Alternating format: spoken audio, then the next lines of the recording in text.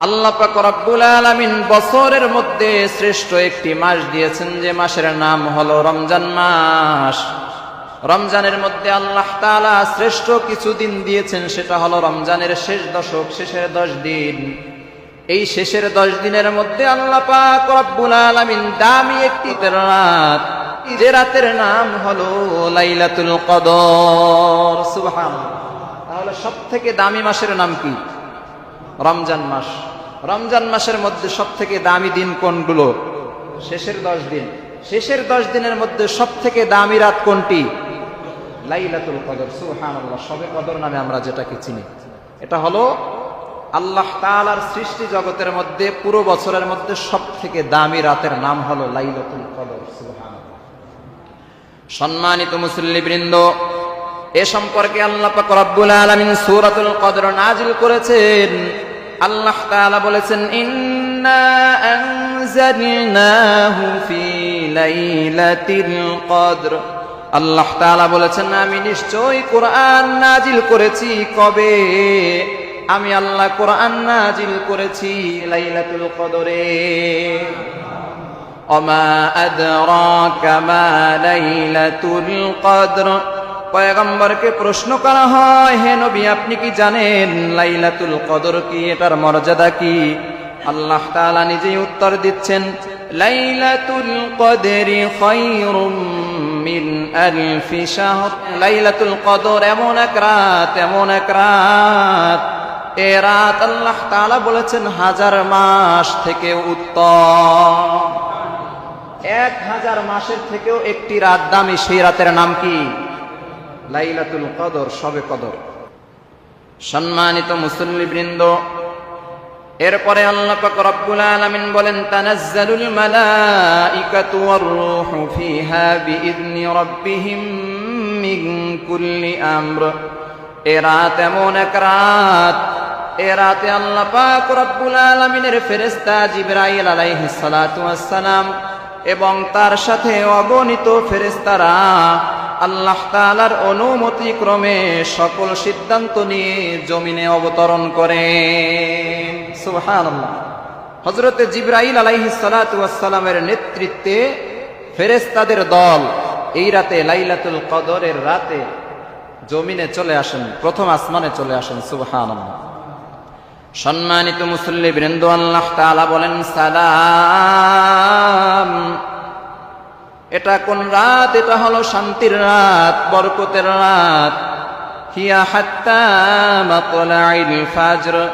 এ বরকতে রহমত চলতে থাকে কতক্ষণ?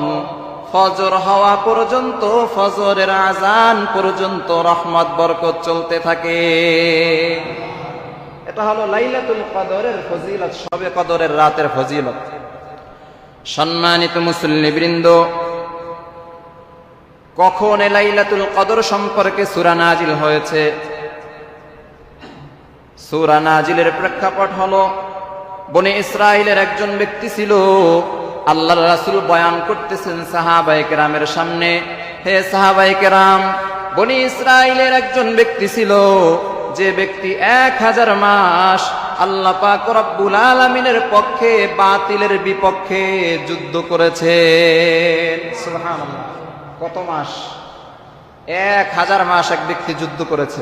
আমাদের নবীর উম্মত না আগের নবীর? বনি ইসরাইলের এক ব্যক্তি, তিনি 1000 মাস পর্যন্ত আল্লাহ তাআলার পথে জিহাদ করেছেন, যুদ্ধ করেছেন। এই কথা যখন সাহাবায়ে কেরাম শুনছে, আশ্চর্য হয়েছে, পাশাপাশি মন খারাপ হয়ে গেছে।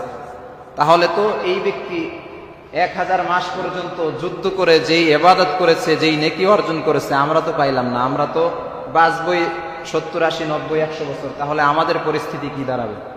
এই চিন্তা করে সাহাবায়ে কেরাম মন খারাপ করেছে।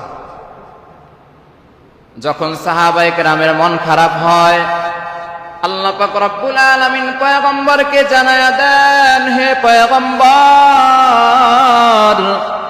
আপনার উম্মতদেরকে জানায়া দেন, মন খারাপ করার কারণ নাই, মন খারাপ করে কোনো লাভ নেই। যে ব্যক্তি 1000 মাস পর্যন্ত যুদ্ধ করে যে সওয়াব অর্জন করেছে, আমি আল্লাহ পাক রব্বুল আলামিন লাইলাতুল কদরের রাত সম্পর্কে জানায়া দিলাম, সূরা কদর নাজিল করে আমি সুসংবাদ জানায়া দিলাম, আমি আল্লাহ পাক রব্বুল আলামিন আপনার উম্মতদেরকে এক রাতের বিনিময়ে 1000 মাস ইবাদত করার সওয়াব দিয়ে দিব। বনি ইসরাইলের ব্যক্তি 1000 মাস যুদ্ধ করে যে সওয়াব অর্জন করেছে, উম্মতে মুহাম্মাদি আমরা আখিরি জামানার উম্মতেরা শুধুমাত্র লাইলাতুল কদরের রাতে ইবাদত করে 1000 মাসের সওয়াব আমরা নিয়ে নিব। সম্মানিত মুসল্লিবৃন্দ, প্যারা হাবিব সাল্লাল্লাহু আলাইহি ওয়াসাল্লাম বলেছেন, তোমরা কদরের রাতকে অনুসরণ করবে। বুখারী শরীফের 2017 নম্বর হাদিস, তাহাররু লাইলাতাল কদরি ফিল উইতরি মিনাল আশরিল আওয়াখিরি মিন রমাদান। প্যারা হাবিব সাল্লাল্লাহু আলাইহি ওয়াসাল্লাম বলেছেন, লাইলাতুল কদরের নির্ধারিত কোনো রাত নেই, তোমরা রমজানুল মুবারকের শেষ দশকে লাইলাতুল কদরকে তোমরা অনুসন্ধান করবে। লাইলাতুল কদরের নির্ধারিত কোনো রাত নেই, ভালো করে আমাদের বুঝতে হবে। আমরা তো জানি লাইলাতুল কদর কবে, 27 রমাদান। এই যে 27 রমাদান, এটা পরিপূর্ণ সঠিক নয়, আমাদেরকে ভালো করে বুঝতে হবে। লাইলাতুল কদর, প্যারা হাবিবের অসংখ্য হাদিস লাইলাতুল কদর সম্পর্কে বর্ণিত হয়েছে। এক হাদিসে আল্লাহর রাসূল বলেছেন লাইলাতুল কদর হলো 21তম রজনীতে, আর এক হাদিসের মধ্যে আল্লাহর রাসূল বলেছেন লাইলাতুল কদর হলো 23তম রজনীতে। অপর হাদিসের মধ্যে বলা হয়েছে 25তম রজনীতে, আরেক হাদিসের মধ্যে বলা হয়েছে 27তম রজনীতে, আরেক হাদিসের মধ্যে বলা হয়েছে 29তম রজনীতে। হ্যাঁ, 21, 23, 25, 27, 29, মোট 5 রাত। এই 5 রাতে আল্লাহর রাসূল লাইলাতুল কদরকে অনুসন্ধান করতে বলেছেন। এখন প্রশ্ন লাইগা যাচ্ছে, হুজুর তাহলে আমরা কিভাবে এই রাতকে খুঁজবো? আর আল্লাহর রাসূল কেনই বা এই রাতের কথা বললেন না, অনির্দিষ্ট কেন করলেন? এ বিষয়ে আমাদেরকে বুঝতে হবে। আল্লাহর রাসূল লাইলাতুল কদরের সংবাদ আমাদেরকে দেওয়ার জন্য চেয়েছিলেন। আল্লাহর রাসূলের কাছে আল্লাহ তাআলা নির্ধারিত তারিখ বলে দিয়েছিলেন। এরপরে কি দাঁড়ালো? আল্লাহর রাসূল মসজিদে নববীতে ভাষণ দেওয়ার জন্য ঘর থেকে বের হয়েছে। ঘর থেকে বের হওয়ার পরে দেখতেছে দুইজন মুসলমান ঝগড়াটে, এরা ঝগড়া করতেছে। আল্লাহর রাসূল ঘর থেকে বের হয়ে কি দেখলেন? 2 মুসলমান ঝগড়া করতেছে, কথা কাটাকাটি করতেছে। এটা যখন দেখলেন, আল্লাহর রাসূলের ব্রেন থেকে লাইলাতুল কদরের সুনির্ধারিত তারিখ আল্লাহ তাআলা উঠিয়ে নিয়েছে। এই হাদিসের দ্বারা প্রমাণ হয় ঝগড়া ফাসাদের মাধ্যমে আল্লাহর রহমত উঠে যায়। এজন্য আল্লাহর রাসূল নির্ধারিত তারিখ উম্মতের সামনে বলতে পারেন নাই, আল্লাহ তাআলা উঠিয়ে নিয়েছেন। দ্বিতীয় আরেকটি কারণ হলো, আমরা যদি লাইলাতুল কদরের সুনির্ধারিত তারিখ জানতাম তাহলে আমরা ইবাদত কম করতাম। এখন যেহেতু নির্ধারিত তারিখ জানি না, 21 থেকে 29, এই 5 রাতে আমরা প্রত্যেক রাতেই কম বেশি কি করব? ইবাদত করব।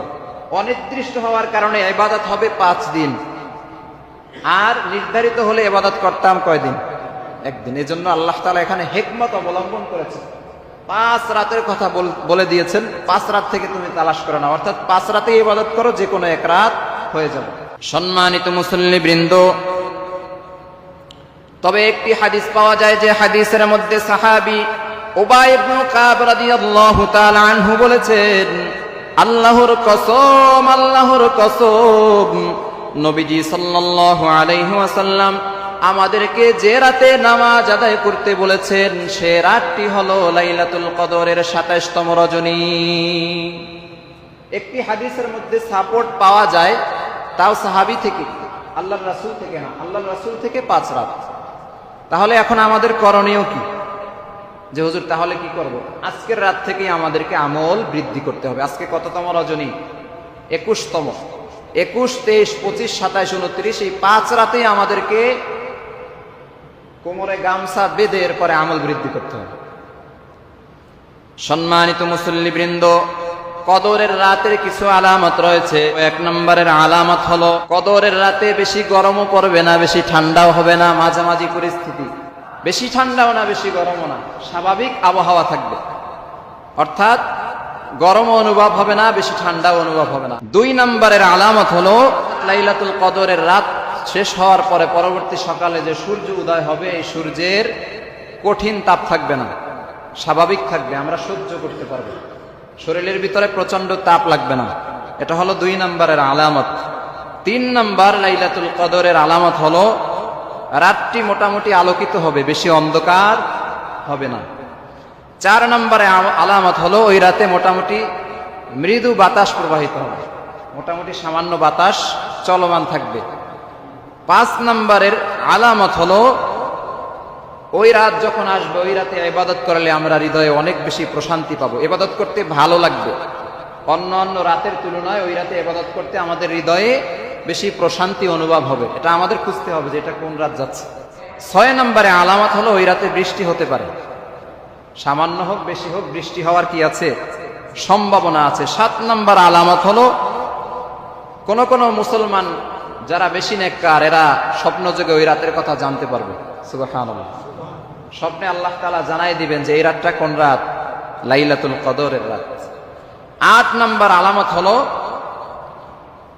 সকাল সকাল হালকা আলোক রশ্মি সহ সূর্য উদয় হবে, মনে হবে যেন সূর্য উঠে নাই, পূর্ণিমার চাঁদ উঠেছে। সুবহানাল্লাহ, সকালে আকাশ খুব বেশি কি হবে, আলোকিত হবে, সূর্যটায় মোটামুটি একটু মায়াবী আলো বেশি দিবে, মনে হবে যে এটা কোন রাত, পূর্ণিমার রাতে চাঁদ যেভাবে আলোকিত হয়ে যায় সেভাবে সূর্য আলো দিবে। সুবহানাল্লাহ, মোটামুটি এই 8টি আলামত যদি পাওয়া যায় তাহলে বুঝে নিব এটা কোন রাত, লাইলাতুল কদরের রাত, শবে কদরের রাত।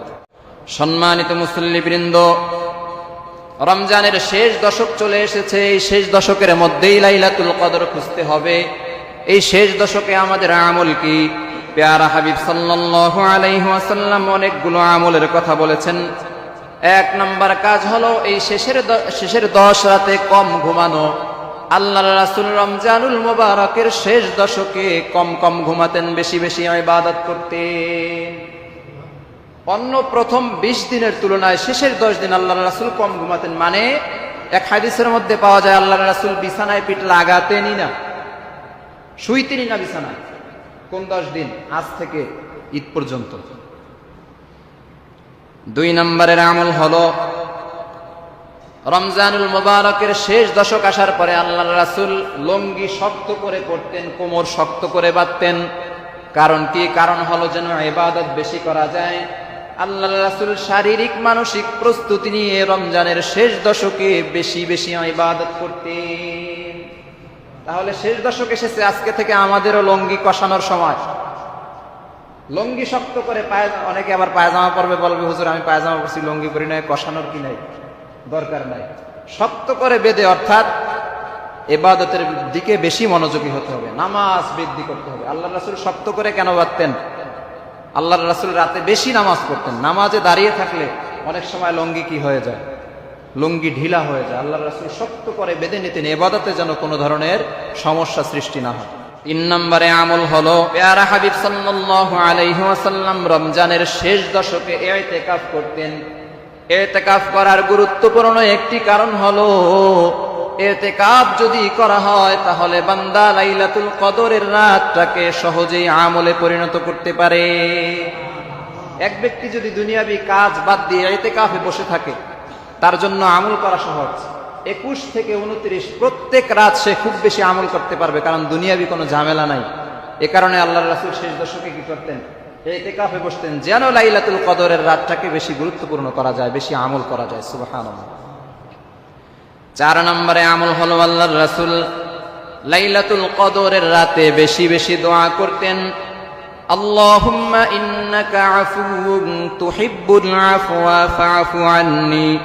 আল্লাহর রাসূল এ দোয়া করতেন যে হে আল্লাহ, তুমি ক্ষমার আধার, তোমার কাছে ক্ষমার কোনো শেষ নেই, তুমি ক্ষমা করতে ভালোবাসো, আমি গুনাহগার, আমাকেও তুমি ক্ষমা করে দাও। এই আমলের মাধ্যমে মূলত আল্লাহর রাসূল উম্মতকে শিক্ষা দিয়েছেন। আল্লাহর রাসূলের জীবনে গুনাহ ছিল, তারপরেও তিনি ক্ষমা চেয়েছেন। কেন? ক্ষমার মাধ্যমে নিজের মর্যাদা বৃদ্ধি পায়, পাশাপাশি উম্মতের জন্য শিক্ষা যে তুমি কি করো, গুনাহের জন্য আল্লাহর কাছে ক্ষমা চাও। ইতিকাফ প্যারা হাবিব সাল্লাল্লাহু আলাইহি ওয়াসাল্লামের একটি গুরুত্বপূর্ণ পছন্দনীয় আমল।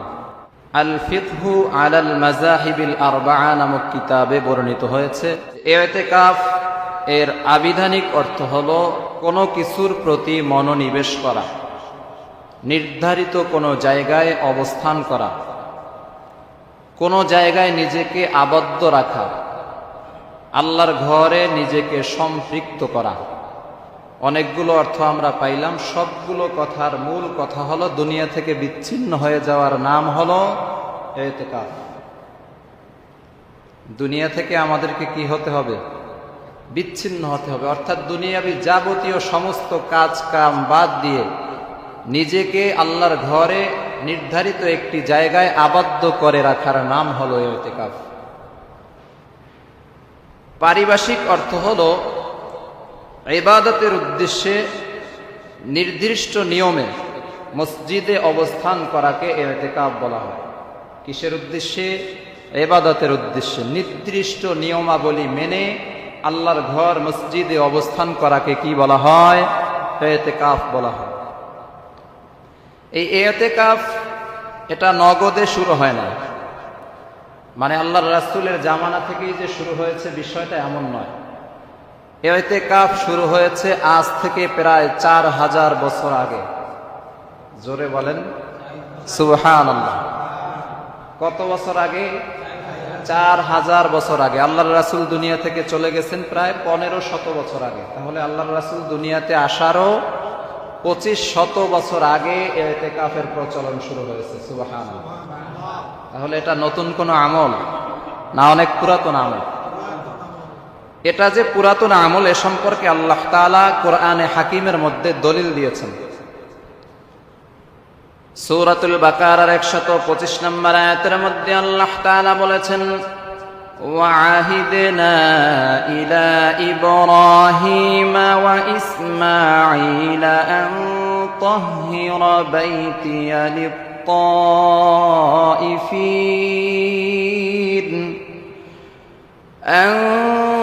طهر بيتي للطائفين والعاكفين والركع السجود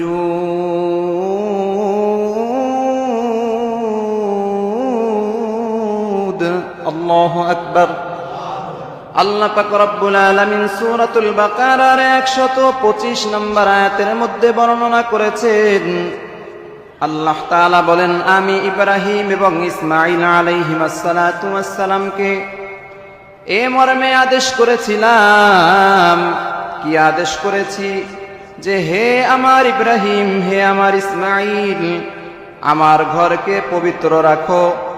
কাদের জন্য তোমরা আমার ঘরকে পবিত্র রাখবে? লিত-তাইফিন, 1 নম্বরে যারা আমার ঘর তাওয়াফ করবে তাদের জন্য আমার ঘরকে পবিত্র রাখো। 2 নম্বরে হলো ওয়াল আকিফিন, যেই সমস্ত বান্দারা ইতিকাফ করবে তাদের জন্য আমার ঘরকে পবিত্র রাখো। 3 নম্বরে আল্লাহ তাআলা বলেছেন ওয়ার রুকআইস সুজুদ, এবং যারা রুকু এবং সিজদা করবে তাদের জন্য আমার ঘর বাইতুল্লাহকে পবিত্র রাখো।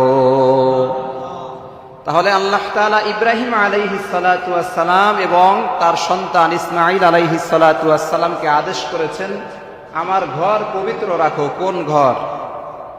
বাইতুল্লাহ, কাবা ঘর। কাবা ঘরকে পবিত্র রাখতে বলেছেন। কেন বলেছেন? 3 দল লোকের জন্য বলেছেন। 1 নাম্বার যারা তাওয়াফ করবে, 2 নাম্বার যারা আল্লাহর ঘরে ইতিকাফ করবে, 3 নাম্বার যারা আল্লাহর ঘরে রুকু সিজদা করবে। এই 3 দল ব্যক্তিদের জন্য আল্লাহ তাআলা পয়গম্বর ইব্রাহিম এবং ইসমাঈল আলাইহিস সালাতু ওয়াস সালামকে আল্লাহর ঘর পবিত্র রাখতে বলেছেন। সুবহানাল্লাহ। তাহলে আল্লাহর ঘর পরিষ্কার পরিচ্ছন্ন রাখার দরকার আছে না নাই? অবশ্যই আছে। তো আমাদের এই আয়াত থেকে মূল মাকসাদ হলো, মূল উদ্দেশ্য হলো ইতিকাফ। এই ইতিকাফ শুরু হয়েছে আজ থেকে প্রায় 4000 বছর আগে। তো এই বিষয়গুলো আমাদের গুরুত্ব দিতে হবে। ইতিকাফের অনেক ফজিলত রয়েছে। বুখারী শরীফের 2026 নম্বর হাদিসের মধ্যে বর্ণিত হয়েছে,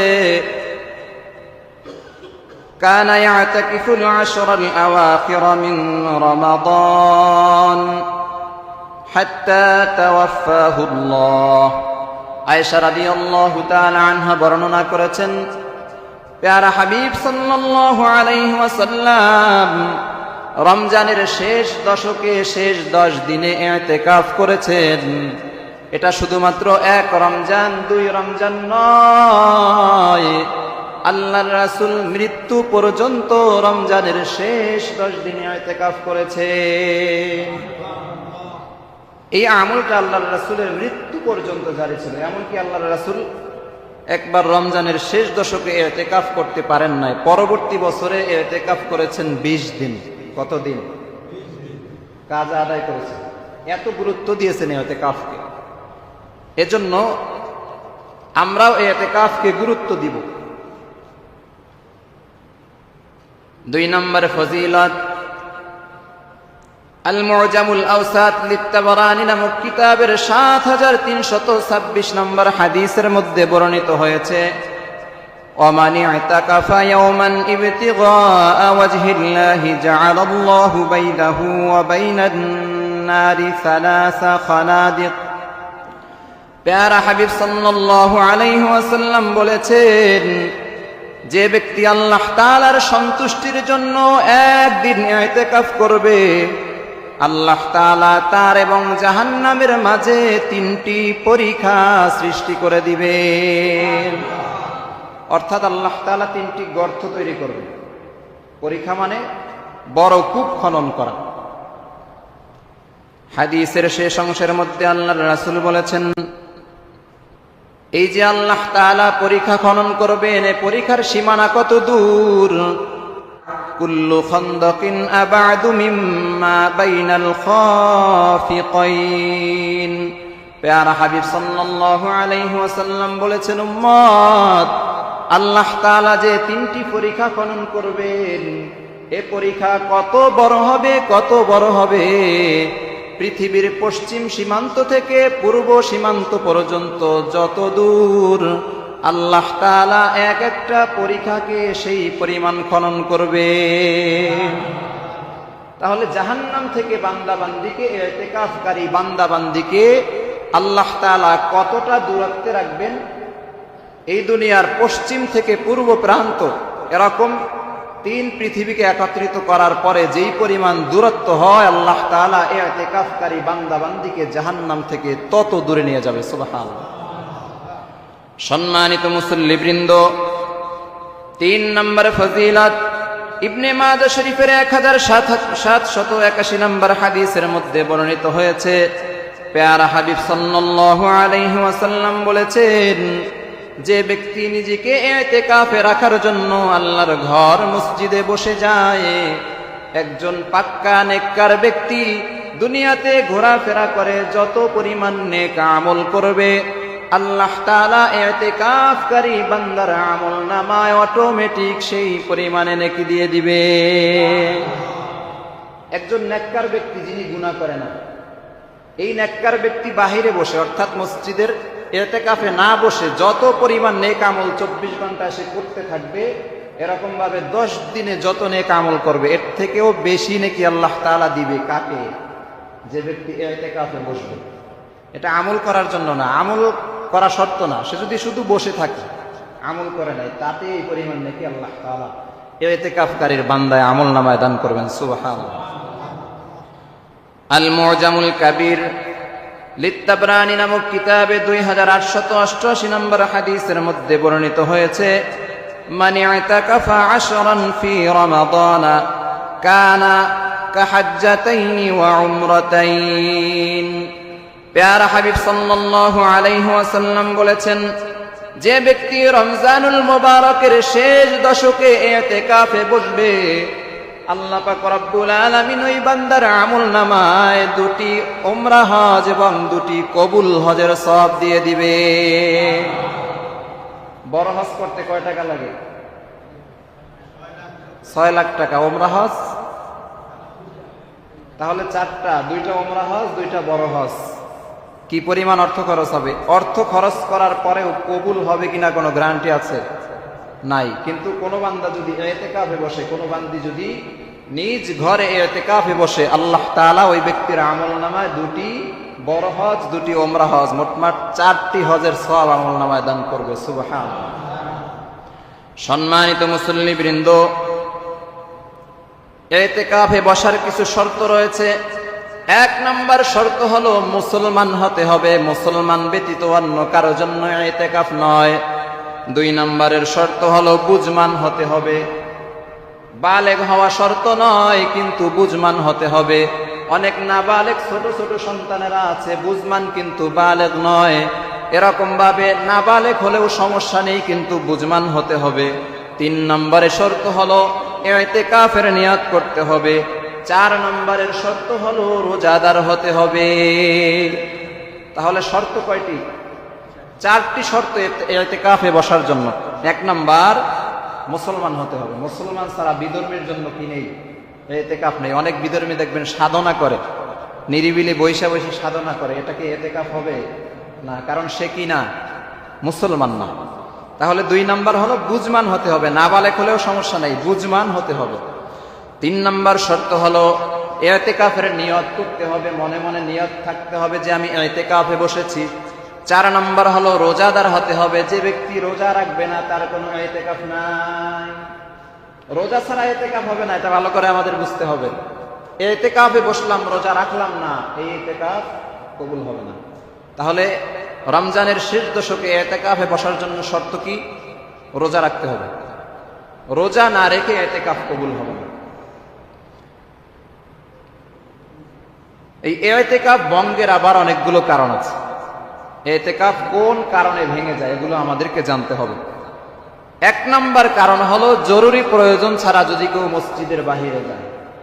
জরুরি প্রয়োজন ছাড়া যদি কেউ মসজিদের বাহিরে যায় তার ইতিকাফ ভেঙে যাবে। জরুরি কারণগুলো কি কি? পেশাব, পায়খানা এবং খাবার।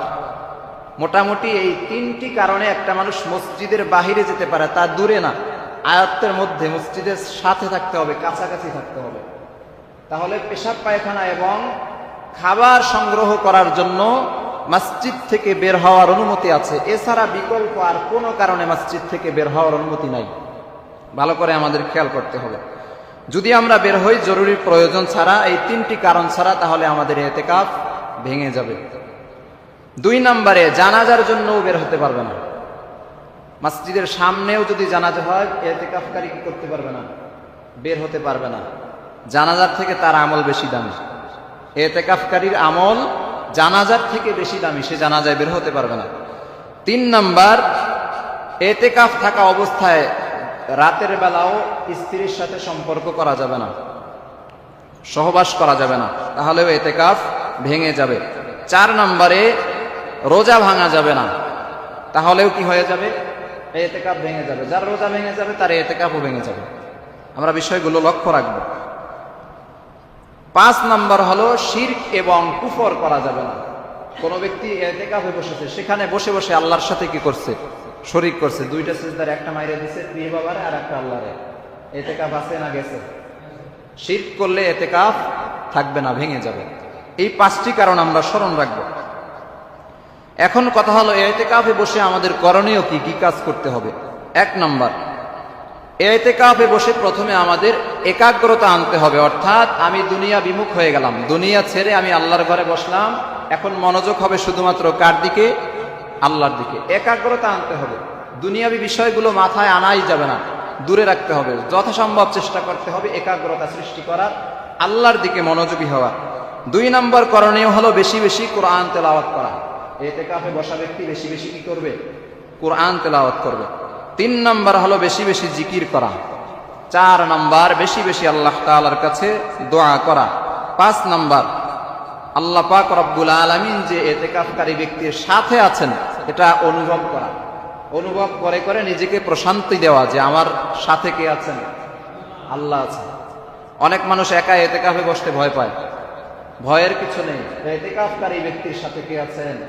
আল্লাহ আছেন। প্রত্যেকটা মানুষের সাথেই আল্লাহ আছেন। তারপরেও আল্লাহ তাআলা ইতিকাফকারী ব্যক্তির দিকে বেশি মনোযোগী হন।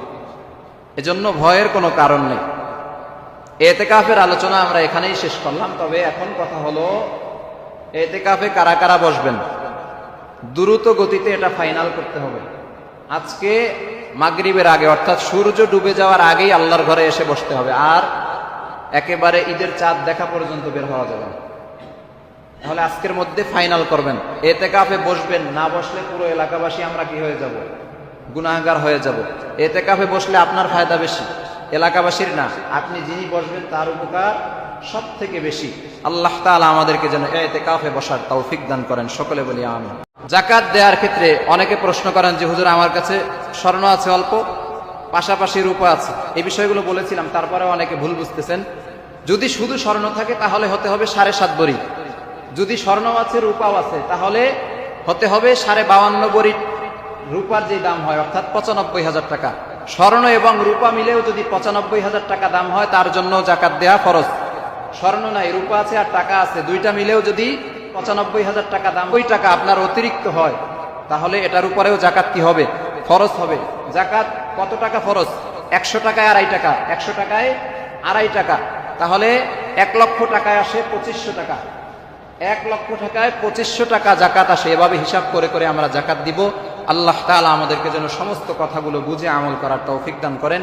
আল্লাহ পাক রব্বুল আলামিন কোরআনে হাকীমের মধ্যে বলেছেন, ওয়া আকিমুস সালাতা ওয়া আতুজ যাকাত। ওয়া আতুজ যাকাত এই শব্দটা আল্লাহ তাআলা কোরআনের মধ্যে বলেছেন কতবার? 58 বার। একবার দুইবার নয়, জাকাত শব্দটা আল্লাহ তাআলা কোরআনে হাকীমের মধ্যে 58 বার উল্লেখ করেছেন। এই আমলটা অনেক দামি ফরজ এক বিধান। দামি আমল হওয়ার কারণে আল্লাহ তাআলা এই যাকাত শব্দটাকে কোরআনের মধ্যে অধিক গুরুত্ব দিয়ে 58 বার উল্লেখ করেছেন। অনেক দামি এক আমল। এখন কথা হলো, জাকাত সম্পর্কিত অনেক আলোচনা শুনেছি। জাকাত কোন ব্যক্তিদেরকে দেয়া যাবে এ বিষয়ে আমাদের মধ্যে কিছু বিভ্রান্তি আছে। জাকাত দিতে হবে, প্রথম হকদার ব্যক্তি হলো যারা খুব বেশি অসহায়। 1 নম্বর কারা? যারা খুব বেশি অসহায়, চলার মতো খাবারের মতো তেমন কোনো ব্যবস্থাপনা নেই, এরা হলো প্রথম হকদার। 2 নম্বর, ওই সমস্ত ব্যক্তিদেরকেও আপনি জাকাত দিতে পারবেন, জায়েজ, যার কাছে প্রয়োজনের অতিরিক্ত কোনো সম্পদ নেই। সম্পদ আছে কিন্তু প্রয়োজনীয়, স্বাভাবিকভাবে চলতে ফিরতে যেই পরিমাণ সম্পদ প্রয়োজন হয় এই পরিমাণ সম্পদ আছে, অতিরিক্ত সম্পদ নেই, নিসাব পরিমাণ সম্পদেরও মালিক না, সংসারে টানাপোড়া চলে। এই সমস্ত ব্যক্তিদেরকেও আপনি জাকাত দিতে পারবেন। ভালো করে স্মরণ রাখবেন, শুধু অসহায় ব্যক্তি না, কোন রকম জিন্দেগি চলতেছে, অতিরিক্ত সম্পদ নাই, এই ব্যক্তিকেও জাকাত দেওয়া যায়। 3 নাম্বার, কোন এক ব্যক্তির ইনকাম আছে, সে চাকরি করে, ইনকাম করে, কিন্তু তার পরিবারের সদস্য সংখ্যা এত বেশি, সেই ইনকাম দিয়ে তার ভালোভাবে সংসার চলে না। ভালো করে বুঝবেন, ইনকাম আছে না নাই? আছে। সংসারের সদস্য সংখ্যা বেশি, সে সংসার চালাতে হিমশিম খাচ্ছে, অতিরিক্ত জমা কোনো টাকা নাই, মাস শেষে যেই টাকা আসে সেটা দিয়ে সংসার চালায়, কিন্তু সংসার ঠিক মতো চলে না, কষ্ট হয়ে যায় অনেক। এই ব্যক্তিকেও জাকাত দেয়া কি আছে? জায়েজ আছে। 4 নাম্বার, কোন ব্যক্তির কিছু সম্পদ আছে কিন্তু ওই ব্যক্তির ঋণ আছে। ভালো করে বুঝবেন, টাকা পয়সা কিছু আছে কিন্তু সে দেনা হয়ে আছে, ঋণ হয়ে আছে। দেখতে হবে যে ঋণের পরিমাণ কত। আপনার কাছে 1 লাখ টাকা আছে, আপনি আবার 1 লাখ টাকা ঋণ আছেন, আপনার জন্য জাকাত দেয়া ফরজ না, আপনি জাকাতের প্রাপ্য। আপনাকে ধনী ব্যক্তি জাকাত দিতে পারবে। 95,000 টাকা আপনার কাছে আছে, যেই পরিমাণ টাকা হইলে নিসাব পরিমাণ সম্পদ হয়। হ্যাঁ বলেন।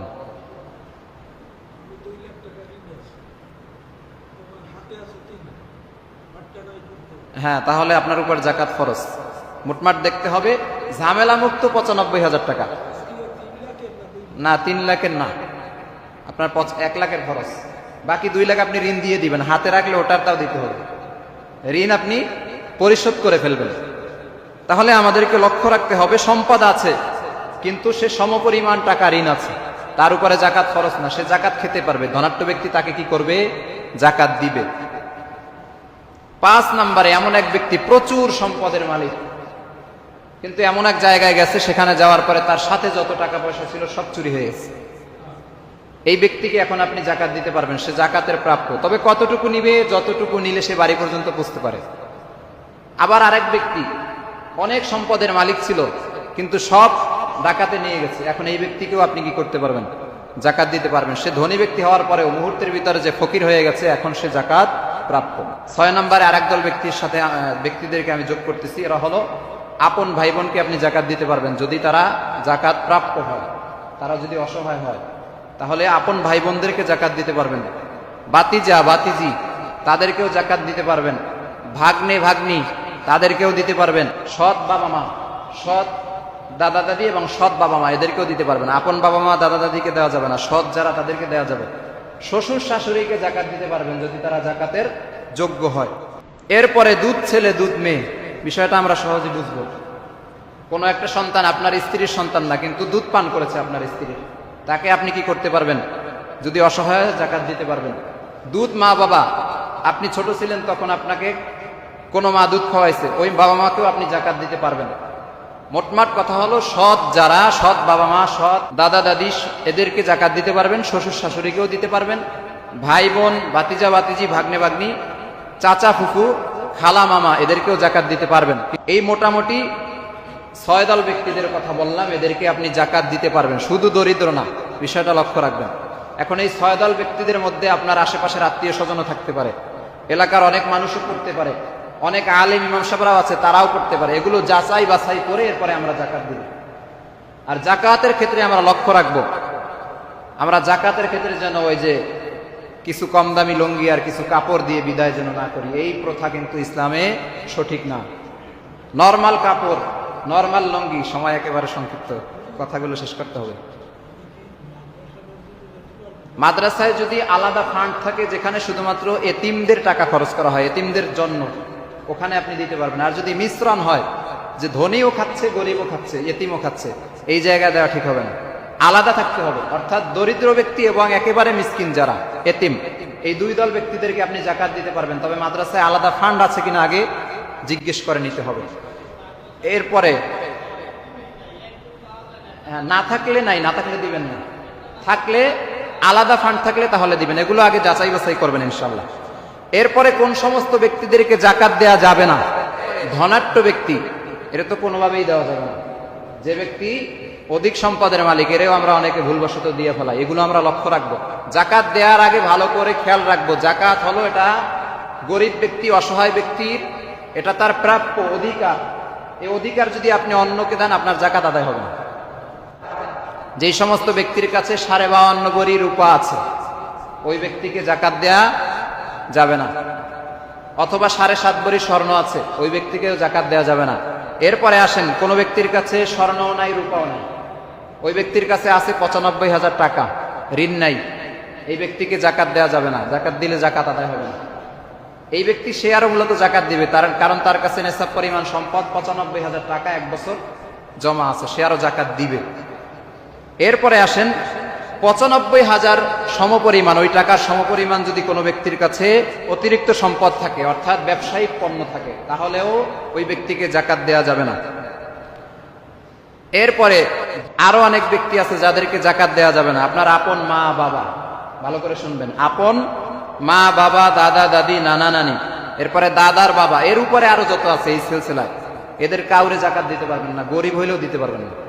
কারণ এরা আপনার সম্পদের অংশীদার, আপনি আরো তাদেরকে দেখাশোনা করবেন, তাদেরকে লালন পালন করবেন, এদের জন্য আপনার কোনো জাকাত নেই। এদেরকে আগলে রাখতে হবে আপনার, এদের জন্য জাকাত দেয়া যাবে না। এরপরে নিজের সন্তান, তাকেও জাকাত দিতে পারবেন না। পুত্রবধূ, তাকেও দিতে পারবেন না। নাতি পুতি ইত্যাদি, এই সিরিয়ালে যারা আছে আপনার রক্তের, এদেরকেও আপনি জাকাত দিতে পারবেন না। স্বামী স্ত্রীকে জাকাত দিতে পারবে না, স্ত্রীও স্বামীকে জাকাত দিতে পারবে না। এই হলো জাকাতের সংক্ষিপ্ত আলোচনা। এই বিষয়গুলো আমরা লক্ষ্য রাখবো। আর জাকাত যদি আমরা না দিই, কিছু গজব আমাদের উপরে আসবে। গজবের মধ্যে 1 নাম্বার হলো, যারা জাকাত দিবে না এই সম্প্রদায়ের উপরে আল্লাহ তাআলা বৃষ্টি বন্ধ করে দিবেন। 1 নাম্বার কি? বৃষ্টি বন্ধ হয়ে যাবে। 2 নাম্বার হলো নামাজ কবুল হবে না। যার উপরে নামাজ জাকাত ফরজ হয়ে গেছে, সে যদি জাকাত না দেয় তার নামাজ কবুল হবে না। 3 নাম্বার শাস্তি হলো কিয়ামতে গলায় আগুনের বেরি পরানো হবে। গলার মধ্যে, জেলখানায় পরায় দেখেন না আসামিদেরকে, গলার মধ্যে আগুনের বেরি পরানো হবে। 4 নাম্বার ক্ষতি হলো, সম্পদগুলো, দুনিয়াতে যে সম্পদ ছিল এগুলো আগুনের পাত হয়ে যাবে, এরপরে সেইগুলো দিয়ে শরীরের মধ্যে সেক দেওয়া হবে। আগুনের পাত দিয়ে কিয়ামতের দিন শরীরে সেক দেওয়া হবে। 5 নম্বর হলো হাতে আগুনের চুড়ি পরানো হবে, ভালো করে খেয়াল রাখবো। 6 নম্বর হলো ওই সম্পদগুলো, দুনিয়াতে যে জাকাতের সম্পদ ছিল ওই সম্পদগুলো কিয়ামতের দিন সাপ হবে। সাপ হওয়ার পরে চেহারার মধ্যে, শরীরের বিভিন্ন জায়গার মধ্যে কামড়াতে থাকবে। 7 নম্বর হলো সম্পদগুলো আগুনের পাথর হয়ে যাবে এবং ওই পাথরের উপরে ওই জাকাত যে ব্যক্তি দেয় নাই তাকে বসতে দেওয়া হবে। পুরো শরীর একেবারে শেষ হয়ে ওইটার তাপে পুরে সারখার হয়ে মগজ সহ গলে গলে পড়তে থাকবে। এটা হলো কঠিন পরিস্থিতি কিয়ামতের ময়দানের। আল্লাহ রাসূল সর্বশেষ বলেছেন যে 9 নম্বর আযাব হলো আল্লাহ তাআলা ওই ব্যক্তিকে জাহান্নামে প্রবেশ করাবেন। জাহান্নাম থেকে যদি বাঁচতে হয় তাহলে অবশ্যই আমাদেরকে জাকাত দিতে হবে। আল্লাহ তাআলা আমাদেরকে যেন জাকাত দেওয়ার তৌফিক দান করেন, সকলে বলি আমিন। জাকাত দেওয়ার ক্ষেত্রে অনেকে প্রশ্ন করেন যে হুজুর আমার কাছে স্বর্ণ আছে অল্প, পাশাপাশি রূপা আছে। এই বিষয়গুলো বলেছিলাম, তারপরেও অনেকে ভুল বুঝতেছেন। যদি শুধু স্বর্ণ থাকে তাহলে হতে হবে 7.5 ভরি।